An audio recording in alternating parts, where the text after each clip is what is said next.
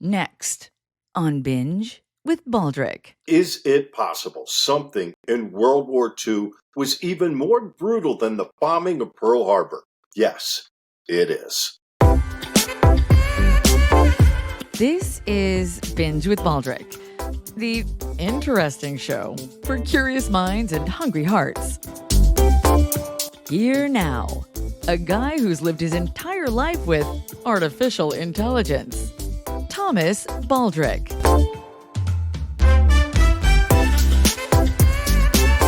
Greetings, friends. Much love and gratitude for being here. I am Thomas Baldrick. I woke up this morning. Life is good. I am Julian Baldrick's dad. I dug deep into the Binge with Baldrick vault for this show, so let's go. Even before becoming an Air Force dad, I've had great respect for military veterans, especially having worked with many in my media career. In honor of Veterans Day, our past two episodes shared powerful stories of combat veterans in the Vietnam War. And for the record, my buddy Tony Blount is not, contrary to public expectation, he is not getting a big ego from all the attention since last week. In fact, he will tell you he's still cleaning out litter boxes every day. And over the weekend, Tony was out leading Girl Scouts and Spokane, Washington's West Plains Angels in another successful food drive for the Golden Wings Mobile Pet Pantry.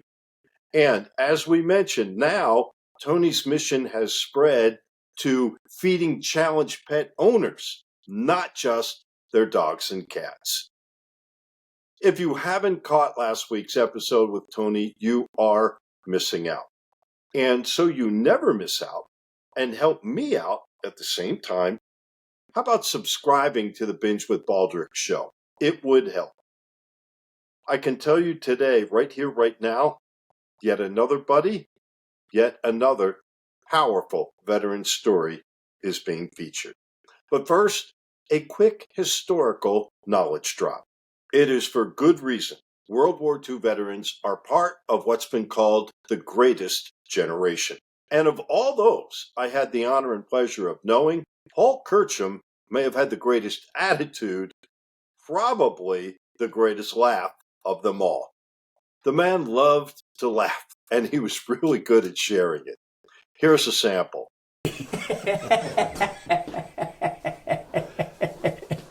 You need to know how truly amazing it was that Paul laughed until his death 3 years ago at age 102.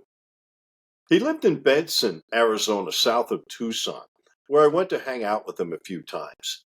In the 200-plus mile drive there, I'd be grateful and excited and curious the whole way. But coming home, I'd be grateful and laughing and shaking my head in awe. What a life. Mainly during these visits, I was smart enough to listen and laugh. Yet we were kindred spirits. We both grew up in Pennsylvania. Each of us had a talent, a unique talent for finding trouble, and a love for generating laughter. Yes, we would swap stories. He had some true classics. Paul was successful in real estate for decades after the military. He also loved golf. And since I had covered the PGA Tour, he wanted to hear stories. But I liked laughing at his better, such as the one about him hitting golf balls on the way to and from his daughter's nearby house instead of simply walking. Let's just say sometimes the shots, they didn't always go as planned. And despite sitting in a chair, I can tell you he did a great impression of getting up on his tiptoes, or if you say tippy toes, to sneak himself above the height requirement to enlist in the military. Then he could explain to you how the Navy shot him down because he didn't graduate high school. They sent him across the hall to the Army, and he laughed about how they were happy to take guys like him. You see, Paul was a child of the Great Depression. Learning how to hustle for a buck on the streets was the only school that mattered. It was survival. The military was the young man's escape. Paul Kerchum was at the heart of the comparison I'm about to make. It is by no means an easy apples to apples comparison. Instead, it is the most difficult, awful to awful comparison. December 7th, 1941. Japanese forces bombed Pearl Harbor. 2,403 American military and civilians were killed. Damage to the fleet was also extensive, if not devastating. But so was what happened next, which often gets overlooked. 4 days later, a surprised Hitler seized upon the Pearl Harbor tragedy and declared war on the United States. World War II was underway. Meantime, the Japanese were on their way across Asia. The only area that managed to elude them was the Philippines. Paul Kerchum was one of the outnumbered and outmatched American military members at the Philippines who battled the Japanese, hoping somehow to hold on until General MacArthur could lead the way in saving the day. But the Japanese were clever. They put up a blockade which cut off the American supply chain. For over 3 months, which felt like 3 years, Paul said, he was with the B Company 31st Infantry. Them and other units fought their hearts out against the enemy. It sounds crazy to say, but our troops in that scenario had inferior, if not obsolete, weaponry. They had not nearly enough firepower or ammunition, and they were on emergency rations of food, water, and medical care. The only reason this bloodbath following Pearl Harbor ended was because the Americans and Filipinos surrendered. Doing so led to one of the worst atrocities in American warfare history, the Bataan Death March. The Japanese brutality was unspeakable. Roughly 75,000 POWs were forced to march 65 miles in the heat and humidity. It was a relentless march. Most of the men had already lost much of their body weight, but still they were basically starved and forced to go on. The marching prisoners were not allowed breaks, but many of them were broken. Any American or Filipino who fell or sat or helped another or tried to sip polluted water or did absolutely nothing at all, they were beaten or executed. Some were shot. Some were stabbed with bayonets. Some were beaten to death. Some were beheaded. Some were even displayed on trees along the trail so they could be signs of what could happen on the Bataan Death March. There were no exact records kept, but some reports say about 17,000 didn't survive the march. Those who did were thrown into grossly overcrowded POW camps. Conditions there were beyond heinous, horrific, and as unhealthy physically, emotionally, and mentally as you can imagine. Remember the extreme heat. Think about little to no medical care to prevent spreading disease. Consider basically no working latrines, barely any food or water, but flies swarming all over what little there was. The treatment was so bad, eventually Japanese military leaders stepped in to improve things. Many Filipinos wound up getting paroled, but not Americans. As Paul said, many men just gave up and died. In the end, estimates are nearly 2/3 of the American prisoners of war were killed. And despite some getting released, nearly half of the Filipinos, they didn't make it either. Small but mighty, Paul Kerchum survived this hell for just under 3 years, until General MacArthur and the cavalry did arrive in 1945. And yes, Paul had stories about how he often saw taller prisoners being executed. Paul could also break your heart talking about after the war, how much he loved his wife Gloria, how much he owed her, his kids and his grandkids and the church. He loved them all. He tried to live with saying he did the best he could, but it was difficult. His battle with the bottle raged on year after year. Alcohol didn't alleviate his trauma, it added to it, and all of it haunted him. Is it any wonder? After the Army, Paul had a long career re-enlisting, this time in the United States Air Force. He retired as a Chief Master Sergeant. Paul endured and eventually overcame alcoholism. Equally important, he somehow had the courage and strength to use his unique, unstable behavior to become a vocal and visible leader for helping to get PTSD on the map, get it recognized, get it understood, get it researched, and have it acknowledged as something all too real. It's a miracle the Japanese did not kill Paul Kerchum. It's even a greater miracle nothing or no one could kill this man's sense of humor and his laugh that could light up anyone within earshot. One day, about 5 or so years ago, I took a World War II photographer and historian to meet Paul. Afterward, I threw a couple questions at my buddy while respectfully keeping a number of things private. Still, from deep inside the Binge with Baldrick vault, his comments and revelations are nothing shy of extraordinary. Paul, you've got such a great sense of humor. You've got such a great sense of humor. How did you keep that after everything that you've been through? I don't know. I guess it was my nature, you know. Mm-hmm. I don't know why, but everybody says I have a good sense of humor. Yeah. So when you were a captive, the Japanese called you a captive. Yeah. We would call you a prisoner of war. Yeah. What was your mindset? How to get through it? Well, you remember that Russian that wrote that book, one day at a time? Well, that's the way, just one day at a time and don't look further on, you know. Yeah, when you were marching, you just looked at the guy's feet in front of you and just walked, you know. Yeah. How do you explain it to someone who just can't even understand what that march was like? Well, it depends on the individual. A lot of them gave up, you know.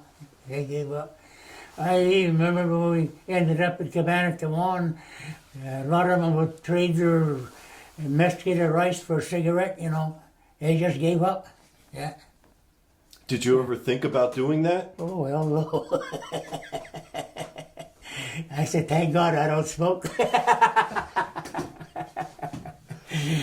But I wasn't lucky in a way, because eventually, twice during the 3.5 years, we received the Red Cross food packages, you know. And it was one package between two men. And every time I got it between another person, he was a damn smoker, and he got the carton of Lucky Strikes, you know. And otherwise I could have traded it for food, you know. Both times I teamed up with a smoker. How do you think people view POWs, and how should they view POWs? Well, sometimes I wonder if they even thought about us while the war was going on, you know? Because outside of that Swedish ship, the Gripsholm, that brought us food packages twice, you know, we never had any contact with the States, you know.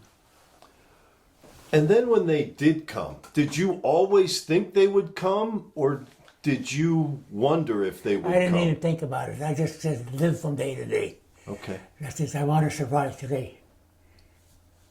And when the Americans did start showing up in force, were you then worried about, like, I've been worried about getting killed by the Japanese. Now I'm worried about getting killed by the Americans. Well, that's what happened, you know.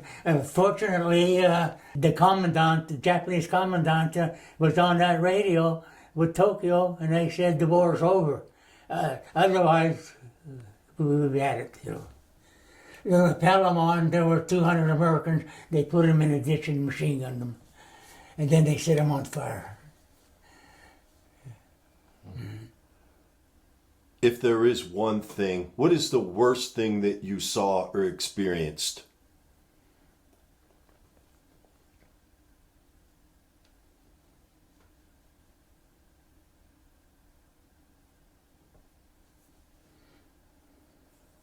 Well, I guess when we got to when we got to Camp O'Donnell, the first thing, and that's when it finally dawned on me, you know, that I'm a prisoner of war, you know, and that's all what they, after 1,500 Americans and several thousand Filipino soldiers died, it dawned on me what's ahead, you know. And of course it got worse when we hit the main camp, come on, because the people kept dying there on the hospital side, you know. Yeah. And it was horrendous when we first got there. It was the monsoon season. The outside latrines were overflowing and stuff laid all over, and you had to walk from the barracks, you know. And finally it dawned on the people on the main camp that we needed help, you know. So they finally sent work details over, made new latrines, and put boardwalks, you know, towards them, and things got a little bit civilized. Yeah. But until then, people just kept dying, you know. You talked about PTSD, that you guys had it and nobody knew. No. Explain what that was like. Were you running from it? Were you reliving everything? How was it for you carrying all those experiences? I don't know. I guess God gave me a brain. But, you know, I don't know. And my wife, Gloria, if it wasn't for her, I would have never made it. Truthfully, you know. A lot of the guys' wives left them, you know. They left them, yeah. Because you couldn't talk about it then, or you didn't. Yeah. Why is that? Your generation, the guys were so tough, they just held everything in. Well, you know, when I was first growing up during the Great Depression, you know, I remember during the early 1930s, I had a little wagon, and I used to go up in the rich neighborhoods through the alleys, finding whiskey bottles that I turned in for money, and anything that I could take to the salvage yard and make a little bit of money. I was the only one in the family making any money. My father was out of work, you know, and I said, I struggled, you know, and I remember when I first started going to school, I was in a sixth or seventh grade, I forget. And anyway, the schools in the area had competition once a month, you know, and each school would send a representative for geography or civics or something. And the geography teacher always picked me, and I always won, you know. And so one day the civics teacher came and says, Paul, how would you like to represent me one time? I said, well, I'd like to, but see, I got this little wagon, and in the evenings after school, you know, I told her, she said, well, how much do you usually make in an evening? I usually made about a quarter or so. I said 50 cents. So she said, here's 2 quarters. So I represented her and I won. But I say, this is what you had a scrounge, you know. Yeah, a scrounge. How would you describe World War II in your own words?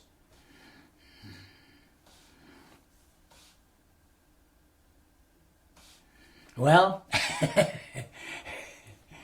the Japanese mortars just gave us holy hell. I remember I had the machine gun squad, and after 13 days of fighting on that Bataan at the hacienda, Abukai hacienda, 13th day we were told to pull out into reserve position, and we were just gathering everything around, and the mortar shell ended up not too far from me, Japanese mortar shell.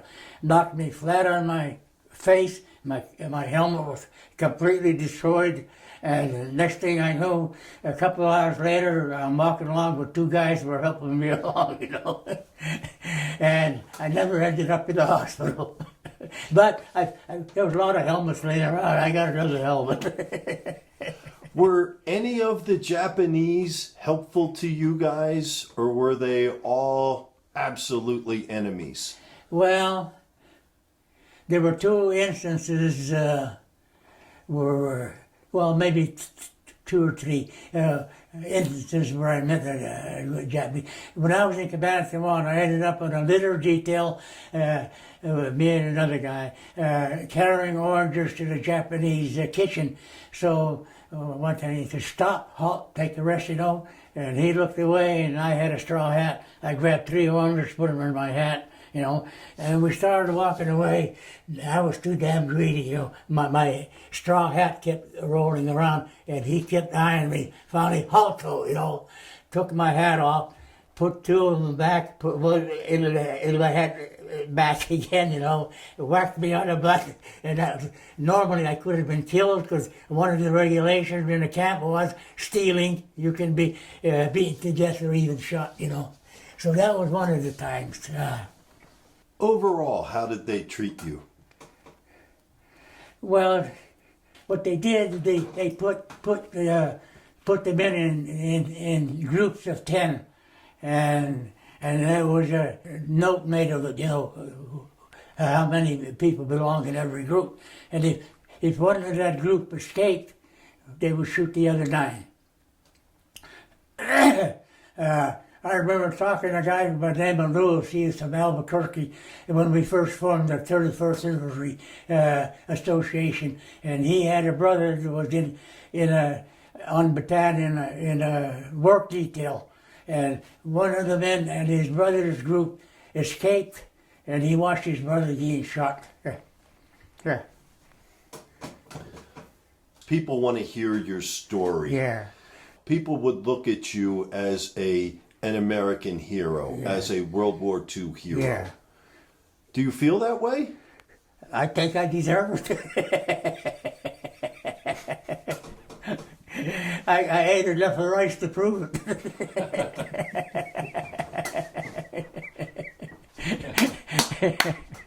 Beautiful. Absolutely beautiful. You're one of a kind. What an experience. What a guy. I hope you valued hearing from Paul Kerchum and learning about the brutal Bataan Death March. It is a tragedy worth remembering and not being overlooked. I also found an interview in the vault with some Rosie the Riveter World War II heroes, and I'll get to the conversations with those women in an upcoming episode. If you see the quality of the content being created here on Binge with Baldrick, please subscribe and share this episode and others with your friends and family in social media. It would really help and be appreciated. I'm Thomas Baldrick. Until next time, Godspeed, my friends. Go Birds.